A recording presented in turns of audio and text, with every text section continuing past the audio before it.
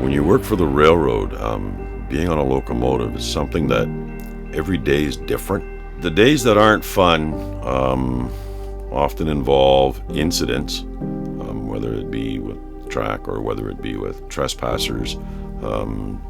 Those are days, again, that you can't forecast, you can't pre-tell. It's just something that occurs, and you have to act instinctively. That it's something that they do prepare you for, but when it happens, it's a totally different environment. So that's the negative part about doing this job.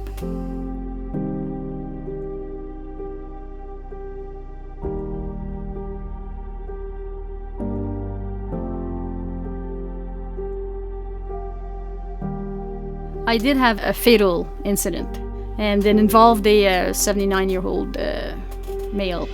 The gentleman on a bicycle, elderly gentleman, didn't wait for the gates, the crossing gates, to deactivate. Once the freight train cleared the crossing, he immediately went around the gates and started to cross the tracks, not realizing that we were on the opposite side coming towards him. He tried to veer out of the way, but it just happened too quickly. He wasn't able to avoid the train, so he was hit. I went back to the crossing accident to attend to the scene. When I got back to that crossing, the gentleman was obviously a very avid cyclist. His pants were secured so they couldn't get caught in the chain. He was wearing a helmet. He was wearing a proper jacket. He was wearing safety glasses.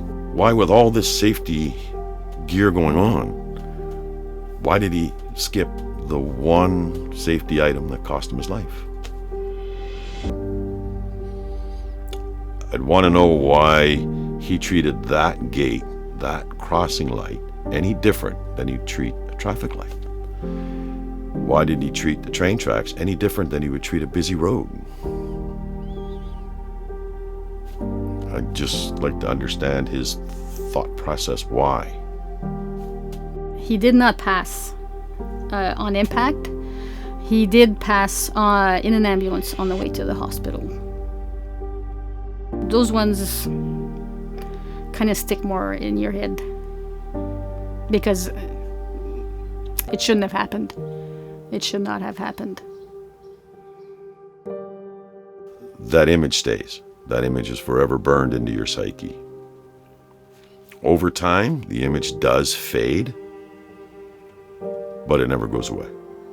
It's a part that you carry with you for the rest of your life.